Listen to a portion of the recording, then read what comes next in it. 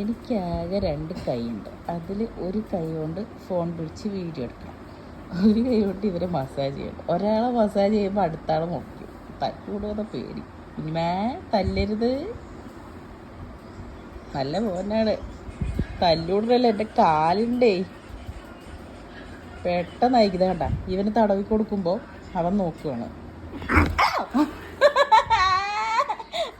ഇതെന്നെ പഠിക്കണ്ട, പോട്ടെ പോട്ടെ, സാരമില്ല.